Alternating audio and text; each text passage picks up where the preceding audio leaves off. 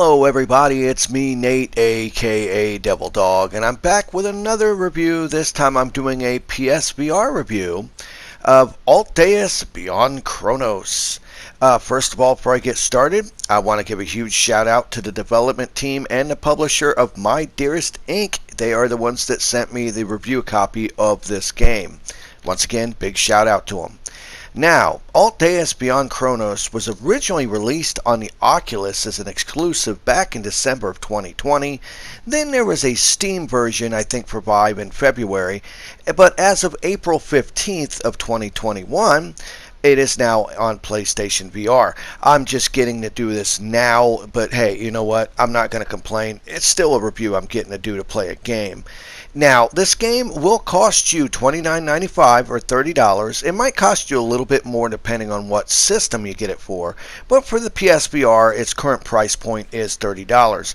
And it is considered a direct sequel to their last game in the series that was called Tokyo Chronos.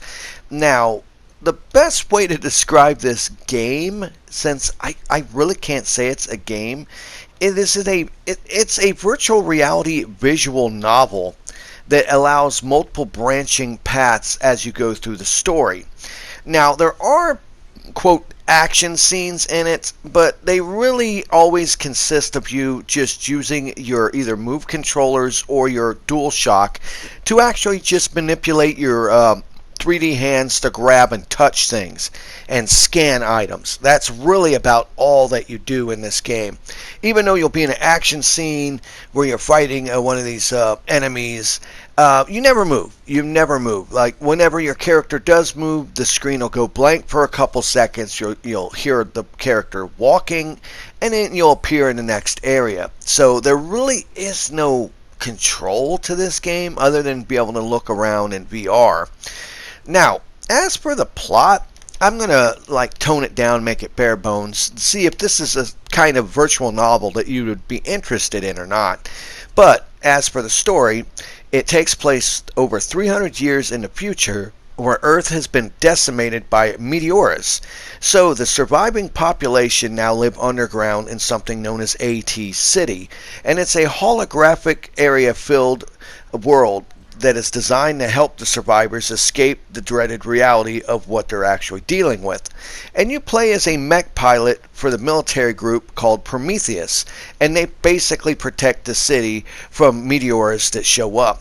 And as you go through this roughly 15 to 20 hour long visual novel, you'll get to make all kinds of branching story paths that will change the way characters respond to you, and also change one of the several different endings that you get in this game.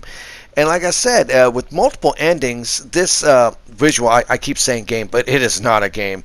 This visual novel is designed for you to have multiple playthroughs. You can even pause the game and go into a screen that'll show you what your current decisions that you have made in the branching paths.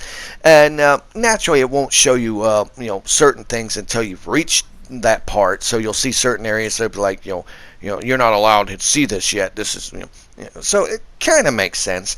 And this version does have English voice acting. For the most part, it's pretty good, but I do think the main character sounds like she's really kind of not interested. And I understand why. It's the way her character is and the way she develops through the game. You kind of understand why she's kind of like, yeah, whoa, excellent, And like I said, that's really about all that you're going to do. You're going to go in the rooms, you're going to look at anime characters, they're going to talk a lot, and you'll occasionally get to pick decisions. A lot of times you'll be moving your little cursor over stuff and scanning items and grabbing them and pulling them towards you and scanning them and looking at them. It doesn't seem to offer really the best VR support. The layer of VR isn't that good. Now, what I mean is there is a lot of VR aspects in it, but nothing that's really in your face. And when there is something VR in your face, if you move around, it doesn't move around. If you played VR, the whole part of VR is the fact that, hey, if you want to look around the corner, you can, or if you want to look around the side of a character. But there's several parts in this where there's a character right in your face, and if you want to say, I want to look at the side of her head, so you lean over to look around the side of her head, it won't let you do that. The the VR model will move with you. So it is in VR. Lots of parts aren't. Like when it gets to the anime scenes with the cartoons playing, it's like watching it on a movie screen. It's a flat screen. Like anyone who's played PlayStation VR knows, if something's not in VR, it maps it out like you're in a movie theater screen. And it does that for most of the story parts that are animated. Most everything else, it is 3D with VR, but like I said, you're not allowed to really move around.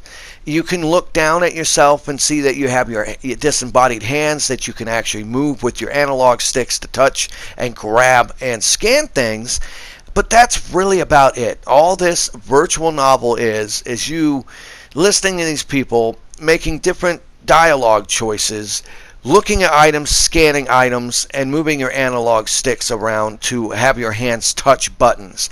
That's really about it. Even in the battles where you're fighting these Meteora as a giant mech, you never really get to see that much other than what they show you.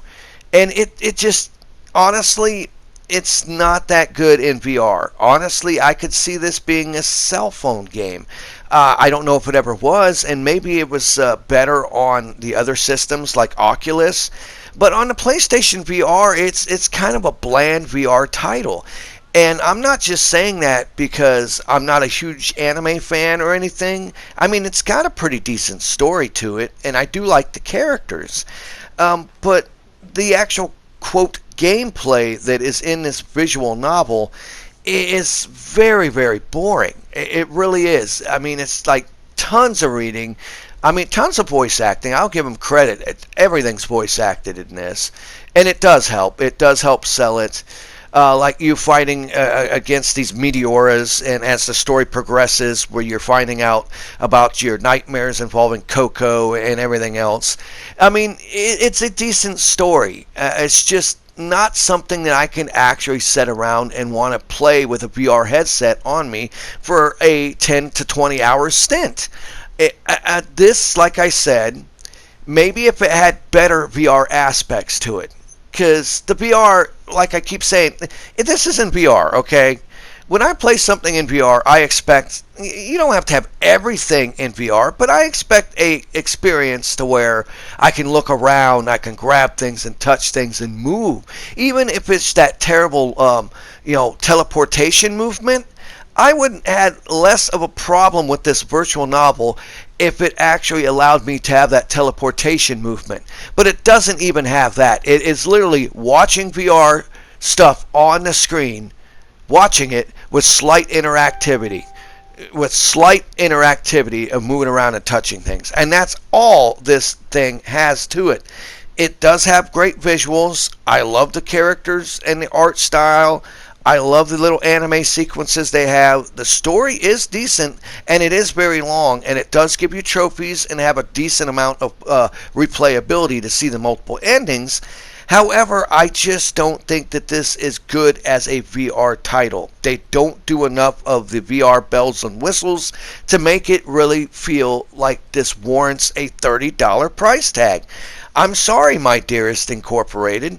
I honestly appreciate the fact that you sent me this game for me to review, and I'm not going to knock it for that. It is a well-built game. I'm sorry, a visual novel, but it's just not for me. It's not something that I would be interested in. Once again, I do appreciate you for sending it to me, but it's just not something that I could actually recommend. It doesn't have enough action. It doesn't have enough control. And to me, for a VR title, I think it's, for what this is, it's a little too long. And in the end, I love the thought that you guys put into it with the multi-layered story and the character development and the multiple endings for different playthroughs. But for me, I'm just going to have to say, unless this is like a $5 game, and this is really straight up your alley and you really like visual novels with slight VR aspects, I'm going to have to say pass on this, honestly. And that's just my own personal opinion. Please leave in the comments below if you played Altdeus Beyond Chronos and what you think of this particular title. Please leave lots of comments so I can answer each and every one of them. Please subscribe to my channel. It helps out a lot. Make sure to hit the bell icon to stay updated whenever I release any new videos on my channel. And remember, of course, I always end my videos by saying, have fun, play hard, and remember, people, the devil is in the details. Peace out until next time. Are you all right? Caught you. Huh?